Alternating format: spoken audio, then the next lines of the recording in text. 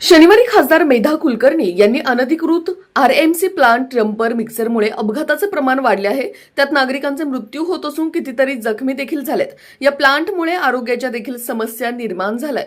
त्यासाठीच प्रयजा सिटी परिसरातील अनधिकृत आरएमसी प्लांट, नियमबाह्य डंपर वाहतूक आणि रात्री उशिरा सुरू असणाऱ्यावर तातडीने कारवाई करा अशा सूचना दिल्या होत्या. नागरिकांच्या तक्रारीची दखल घेत त्यांनी प्रत्यक्ष पाहणी करून अधिकाऱ्यांची कान उघडणी देखील केली होती.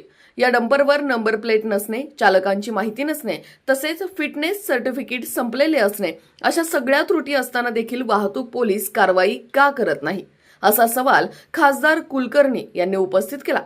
त्याच अनुषंगाने आमचे प्रतिनिधींनी उंडरी हांडेवाडी परिसरात प्रत्यक्ष पाहणी केली असता खडी मशीन चौकाकडून मंतरवाडीकडे जाणाऱ्या रोडवर रात्री 8 वाजता देखील या डंपर व मिक्सरची वाहतूक सुरूच होती. त्या ठिकाणी वाहतूक कर्मचारी पण दिसून येत नव्हते.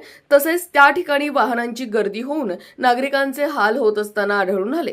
या वाहतूकदारांकडून दर महिन्याला वाहतूक शाखेचे हात ओले होत असल्यामुळे जाणून बुजून वाहतूक शाखा याकडे दुर्लक्ष करत असल्याचे नागरिकांचे म्हणणे आहे.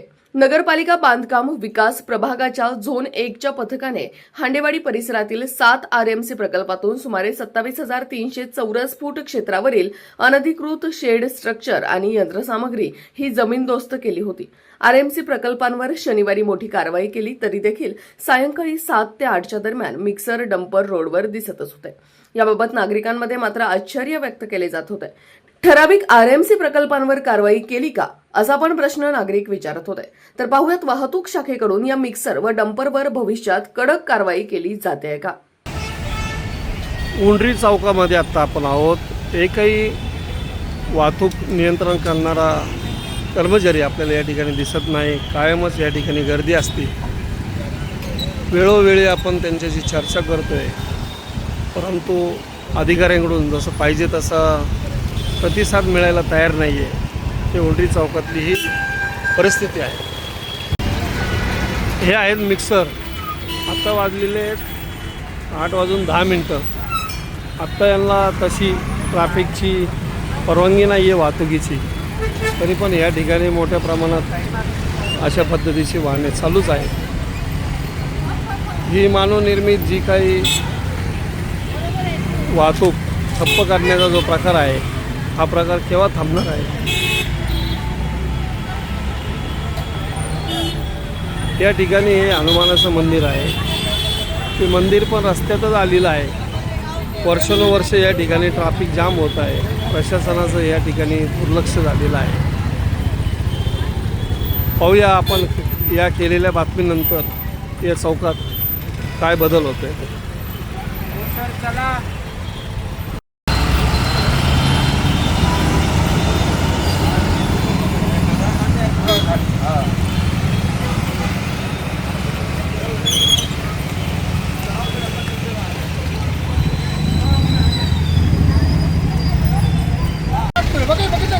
थांबा तिथंच थांबा. या अशा पद्धतीने हे ट्रकमुळं खाजगी वाहन चालवणाऱ्या नागरिकांना अतिशय त्रास होत आहे. हा ट्रॅफिक कायम जाम होतो आहे.